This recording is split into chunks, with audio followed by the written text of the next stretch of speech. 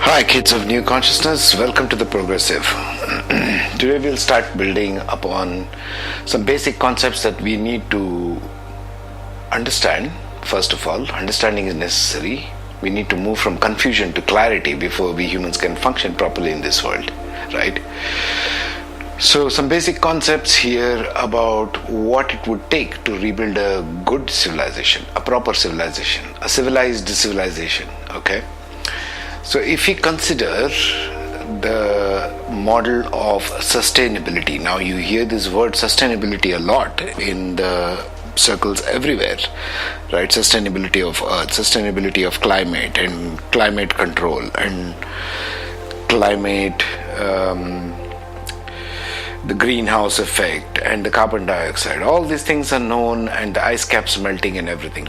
Well, first of all, understand that the earth is in a cooling cycle, not a warming cycle.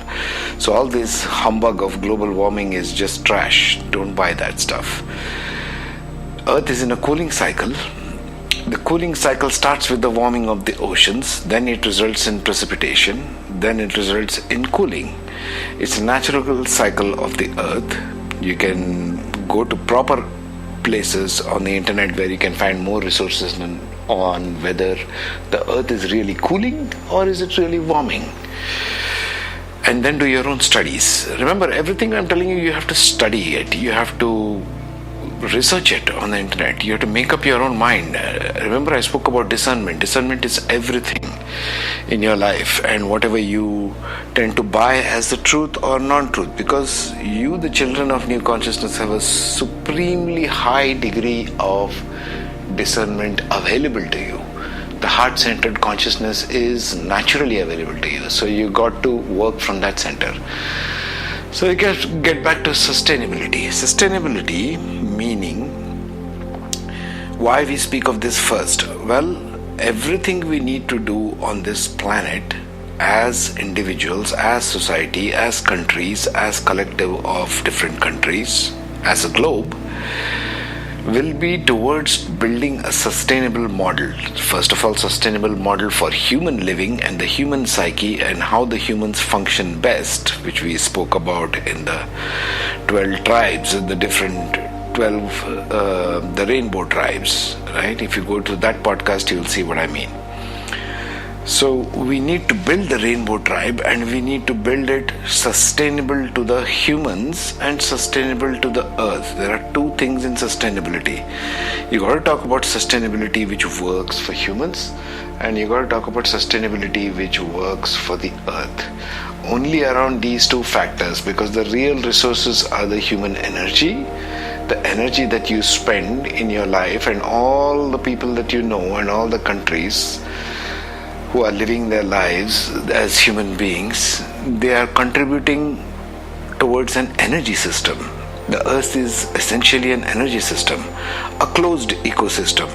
In this ecosystem of the earth, we need to work towards something that is sustainable. First for the humans, because humans have a certain way of functioning. We don't function very well in too large groups. That's why we need to build those 500 to 1,000 families that I spoke of.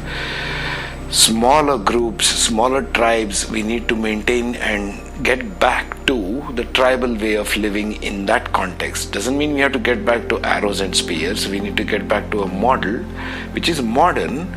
It is modern, but it is small tribe. It is a small tribe of 500 families each, and scattered all across the countryside, scattered all across the globe in every country, and interconnected by all technology. We can use all the technology, artificial intelligence, to facilitate this, right? So we need to work towards sustainability of humans. Now I offer you this. So what does the sustainability of humans really involve? First of all, it has to be a small group, number one. About 500 families to 1,000 families, not beyond that. Because when we talk of sustainability of humans, we need to make a human connection with people. Any more number of people, if you have more than 1,000 or 500 to 1,000, any more than 1,000 if you have, for example, which are most big cities in the world today, it is not connectable. Humans are not connecting to one another. There is no community bond being formed, and we humans need that connectivity with one another as a community.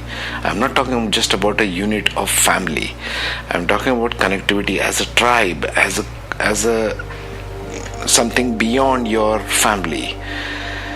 500 families is a good figure to start with, don't you think? So we need to build a smaller group of people. That's number one. Number two, once we have a smaller group of humans, everything from water supply to sewage and monitoring to electricity to houses that we can build to having smaller roads, smaller dams, smaller bridges, smaller everything will be a sustainable model. We can even have in these smaller tribes professions of all kinds. Select from the crowd professions of all kinds. So you're not in lack in a given tribe for a particular profession. There are engineers, there are doctors, there are builders, there are architects, all the professions that are needed to sustain a model and maintain a model. And we can build communities which are harmonious in the sense they make bonds with one another, they blend with one another, they interbreed with one another. They are more sustainable in that way, because human beings want connections. They don't want to feel like a face in the crowd. They don't want to feel like the big cities that we have these days are very destructive to the human heart, because they are a face in the crowd. You're just lost. You don't know why all these people are milling about you. You have no connections with them, and that calls for and confuses the human heart and human energy field, because you're interacting with too many contradictory human energy fields all the time. So your consciousness is constantly interacting as a field around you. Let's say 8 meters wide, there's a field around you. That field is constantly interlacing, interfacing with all these other fields of other strangers around you, and you don't know who these people are. You don't know what they're about. So there develops more psychosis of fear in big cities, because you feel like a stranger. You constantly are on the guard. You're functioning more from adrenaline rather than from dopamine or serotonin. You should research these things, that the brain, when it goes into an overdrive, the adrenaline kicks in, and then you function from a fear mode. First of all, it is damaging to the human psyche to function from an adrenaline mode. You got to function from a higher brain perspective. The serotonin, the dopamine, all these chemicals that the brain secretes, which makes you feel connected to the people, to your surroundings, will be in a smaller community. That's the number one. Number two, it is sustainable to the earth, because you are not loading the earth at any given point. You have smaller farming communities, you have smaller villages. It's literally like a small village, not even like a town. So you have a sustainable model where people connect to each other, families connect to each other, they bond with one another, and they make the thing work. So you have to outlay the principles which govern these small families or small villages, right? Sustainability should be that. Sustainability should be built about the earth and for the humans.